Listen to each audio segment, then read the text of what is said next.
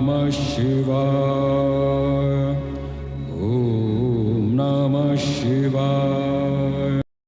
तो आपको मेरे चैनल से महिमा में तहे दिल से आप सभी का स्वागत है। तो आज के एपिसोड में आप देखने वाले हैं कि शिव जी बोलते हैं कि सती का जन्म कैसे होगा। तो ब्रह्मा जी को बताते हैं। तो ब्रह्मा जी जाते हैं राजा दक्ष के पास और बोलते हैं कि आपके घर माता सती जन्म लेने वाली है, आपको उसे पाने के लिए तपस्या करना होगा और तपस्या होने के बाद माता सती आपके घर जन्म लेंगी।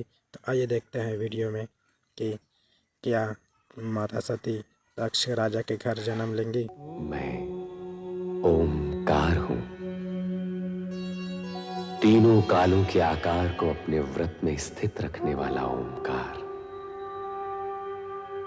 अपने निराकार नेत्रों से मैं जगत में घटने वाली गतिविधियों का निरंतर अवलोकन करता हूं। विगत घटनाक्रम में मैंने मनु और शतरूपा का विवाह संपन्न होते देखा। ऋषिगण ने उन्हें आशीर्वाद दिया। ये ही ऋषिगण वीरणी और दक्ष प्रजापति को आशीर्वाद देने भी उपस्थित थे। सृष्टि की रचना का क्रम गतिमान हुआ तो सृष्टि के रचनाकार सदाशिव लोक कल्याण निमित्त सगुण साकार रूप में अपने गण नंदी, श्रृंगी, भृंगी सहित अवतरित हुए। ब्रह्मा, विष्णु, महेश, नारद तथा देवगण ने आह्लादित होकर उनका जयनाद किया, उनकी महिमा का गान किया। देवगण सदाशिव के अवतरण से प्रसन्न अवश्य थे, किंतु शक्ति के अवतार के प्रति जिज्ञासु भी थे। ब्रह्मा, विष्णु और नारद की जिज्ञासा का समाधान करते हुए सदाशिव ने स्पष्ट किया कि शक्ति अजन्मा नहीं होगी, उसका जन्म लौकिक होगा, वो सगुण रूप में प्रकट होगी। दक्ष प्रजापति शक्ति अवतार के पिता एवं वीरणी माता होंगी, ये जानकर ब्रह्मा जी आश्चर्यचकित होते हैं। कारण कि महान सिद्धि और सफलता के लिए कठोर तप की आवश्यकता होती है। मेरी बहनें आ रही हैं, अभी आप जाइए। यदि यूं ही भेज देना था तो मन के तार से खींचकर बुलाया ही क्यों था? फिर कभी अकेले में आ जाइएगा। अभी अब जाइए ना, अभी अब जाइए ना। क्यों? अच्छा ये बात है।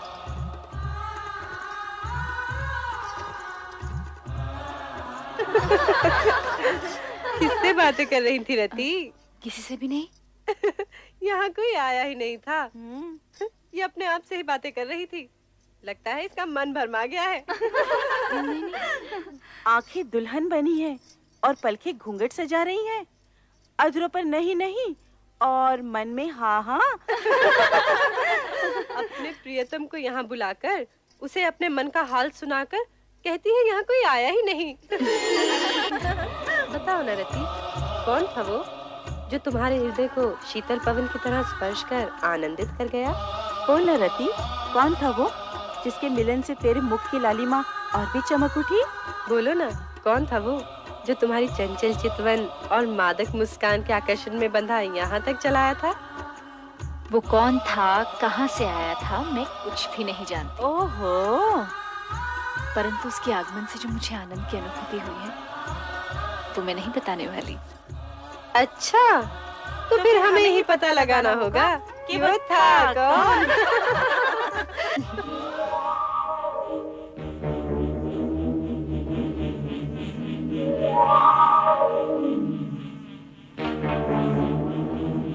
कामदेव, प्रिय पुत्र कामदेव। प्रणाम पिताश्री ब्रह्मदेव। आयुष्मान भव। किस ओर से आगमन हुआ और किस ओर प्रस्थान कर रहे हो? मैं तो ऐसे ही आकाश में भ्रमण कर रहा था परमपिता। ऐसा लगता है तुम दक्ष प्रजापति के महल से होकर आ रहे हो। क्या कह रहे हैं परमपिता? क्या तुम्हारी यही कामना नहीं है? चलो मेरे साथ। अब तुम्हारा रति से अधिक समय दूर रहना उचित नहीं है। आओ कामदेव, क्या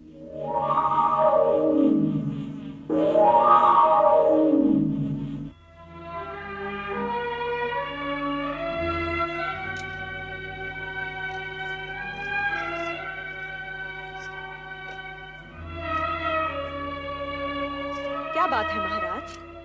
क्या सोच रहे हैं आप? महारानी, हमारी सभी कन्याएं विवाह के योग्य हो गई हैं।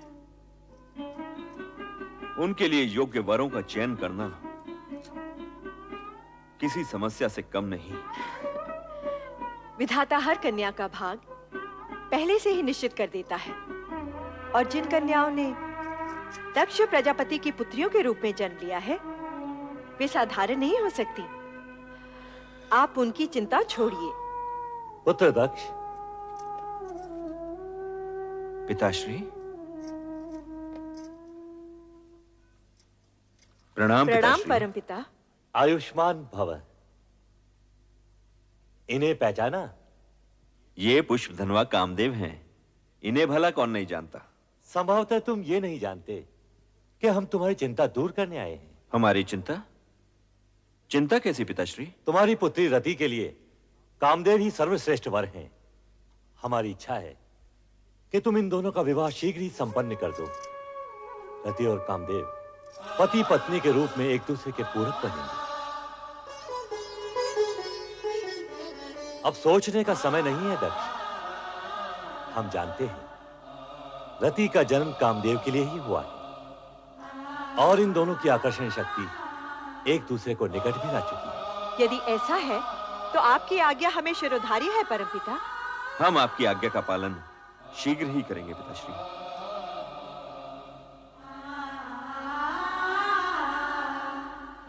तो फिर मुझे आज्ञा दें परमपिता। अवश्य कामदेव, तुम्हारे शुभ विवाह का मुहूर्त शीघ्र ही निश्चित होगा।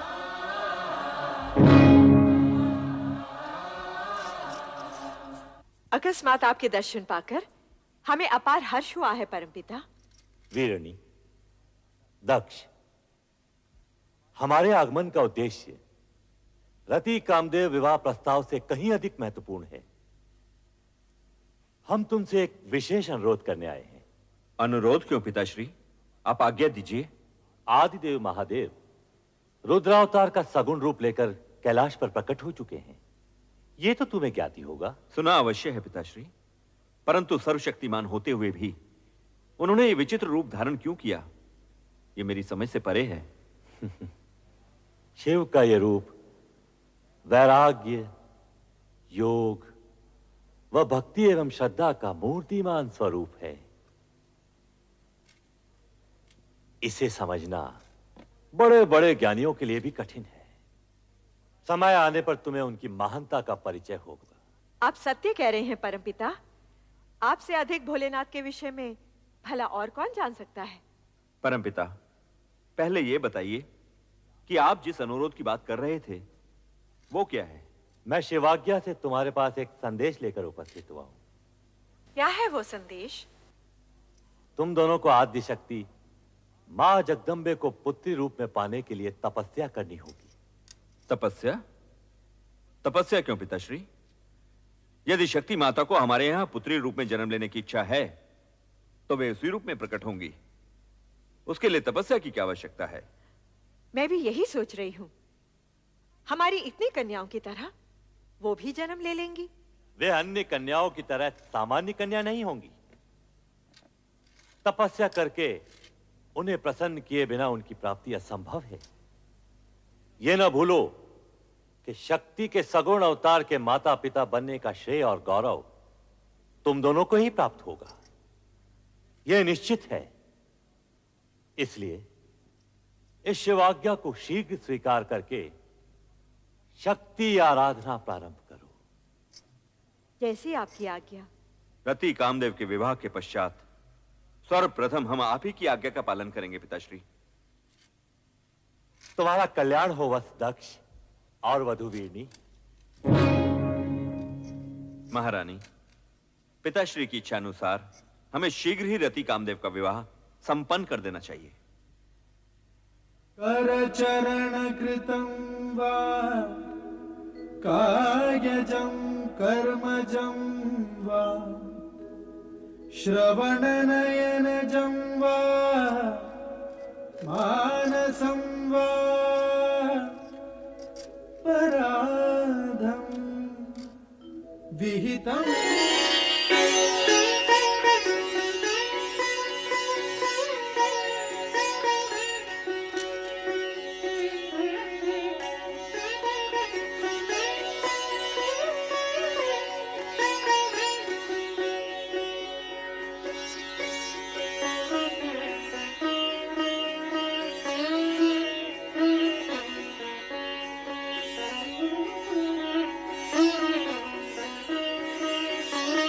पुत्र दक्ष, अब शिवाज्ञा के अनुसार तुम और पुत्र वधु वीरणी शीघ्र ही शक्ति आराधना प्रारंभ करो।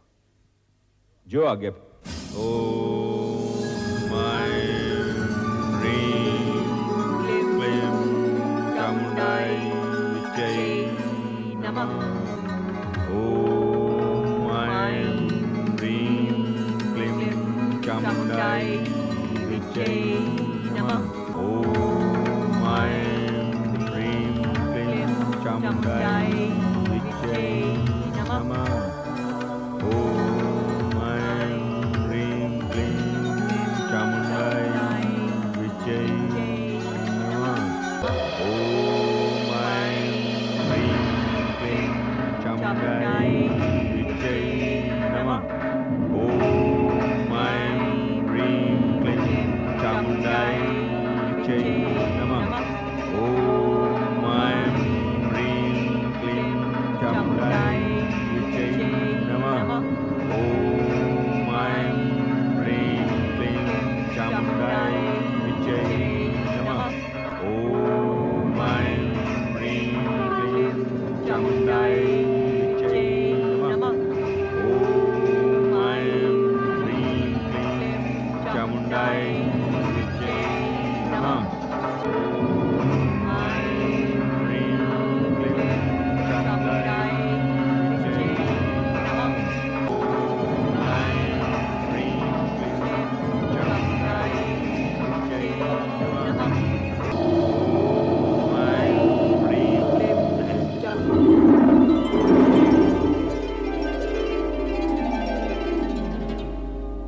दक्ष प्रजापति, महारानी वीरणी,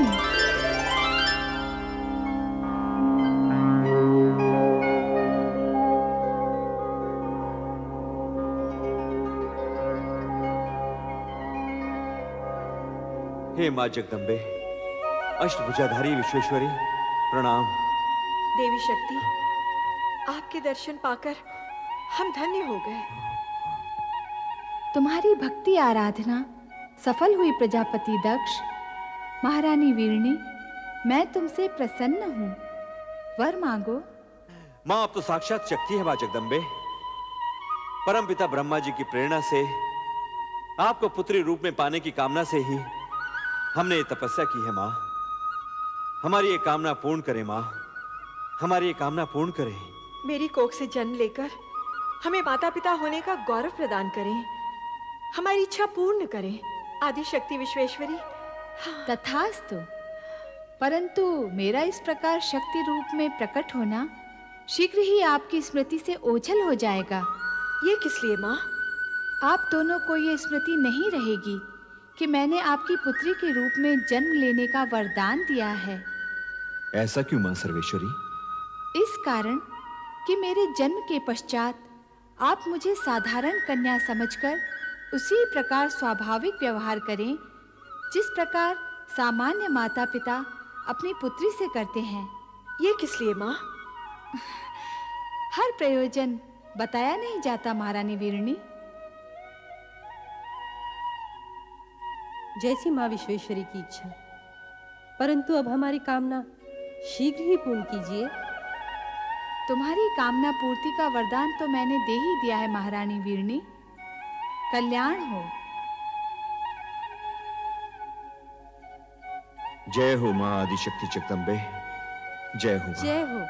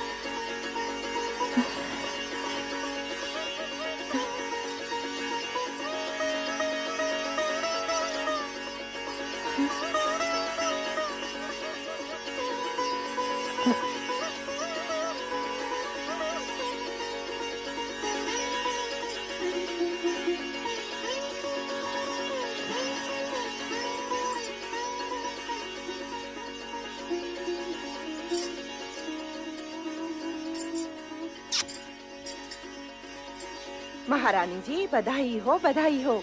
आपके यहाँ एक तेजस्विनी कन्या ने जन्म लिया है। बधाई हो महारानी जी। चलो। राजकुमारी जी, आप लोगों को भी बहुत बहुत बधाई हो।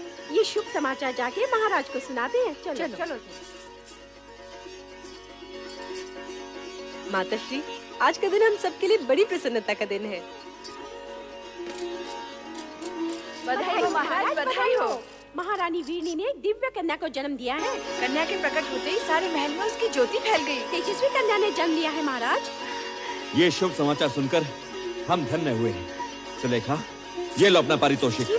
मंगला, तुम भी लो। धन्यवाद महाराज। बधाई हो महाराज, बधाई हो। ये लो, तुम भी लो। आज का दिन हमारे लिए अत्यंत ही हर्ष और उल्लास का दिन है। नारायण नारायण। अभिनंदन राजन, दिव्य कन्या के जन्म के क्षण पर बधाई हो।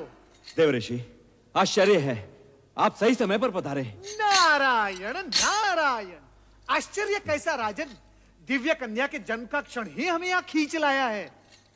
क्या कन्या दर्शन के लिए आप व्यग्र नहीं हो रहे हो? हाँ, अवश्य। देवऋषि, आप भी पधारिए। नारायण नारायण नारायण।